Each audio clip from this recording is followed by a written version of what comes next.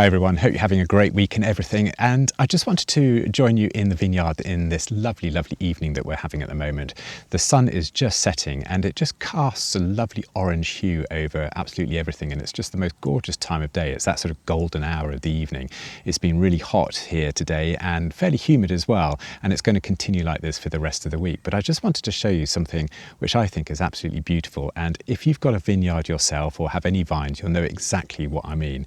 It's the flowers on these vines. Now, they don't have petals like normal flowers, they self-pollinate, but I just think it's one of the most gorgeous flowers that I've come across, and you can call me a bit strange to be honest if you like, but I'll show you because I just think they're wonderful. You can see how delicate these anthers are, which is exactly why we shouldn't spray the vines when they're at this stage. I'm going to wait until fruit set until I spray them again for fungicide and fertiliser.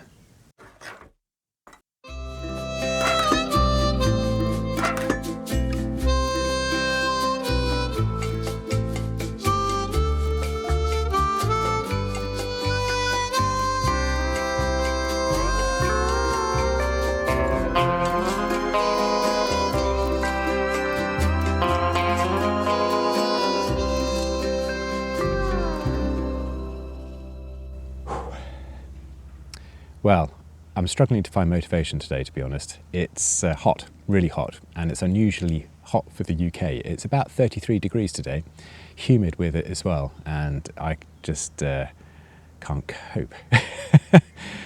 I've got to cope. I don't have much choice, do I? Anyway, enough of dilly-dallying. I've got some hedge cutting to do. Not hedge cutting in the traditional sense, but hedge cutting in the rows along the vines here, because I want to get the nice and neat for when the fruit set comes along. And when fruit does come along, then we'll have the next job to do, and that is to thin out the leaves around the developing fruit so that air and light can get to it. So, yeah, I'm going to look forward to a nice cold glass of wine after I've done all this lot anyway.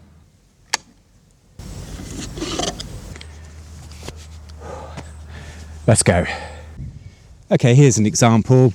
This should have been snapped off ages ago. We could, I suppose, in theory, just break it off now, to be honest.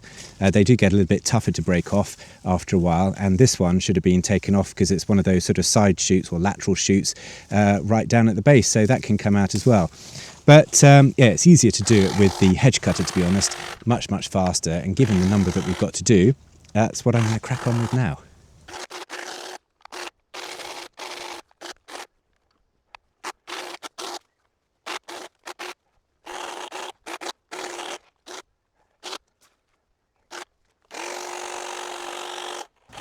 If you did decide to do the rows as I've done today with a strimmer, I thoroughly recommend just using a really sort of cheap electric one like I've got here. This one just uses an 18-volt battery, nothing special. I wouldn't recommend using petrol ones because after a while they're far too heavy. However strong you are, after you've done this for probably well, more than about 10 minutes or so, you'll feel like you wish you'd gone for something a little bit lighter. So yeah, just get a cheap one. The vines aren't difficult to cut. They're very easy to trim, so you don't need anything too bulky. This one here has got a bar. I don't know the exact length actually, but looking at it, it looks around about sort of 50 centimetres, something like that. I don't know what that is in inches. Is that about 20 inches, something like that? You don't need anything too big or anything like that, and you can just whiz down the aisles really quickly, and it's very satisfying after you've done it all because you just end up with some really nice neat rows, and that's what it's all about really, just keeping it under control.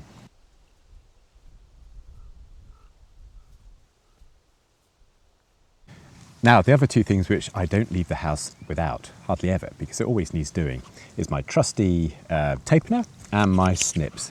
And you'll see why, because we've had some strong winds recently and some of the vines have just come off their fruiting lines and things like that. It can look a bit of a mess, but if you've got these in your back pocket or somewhere close at hand, then it just makes life a lot easier when you're just going around the vineyard anyway. Now, this one's got into a bit of a tangle, so I'm just going to spend a couple of minutes just trying to sort this out. What a mess.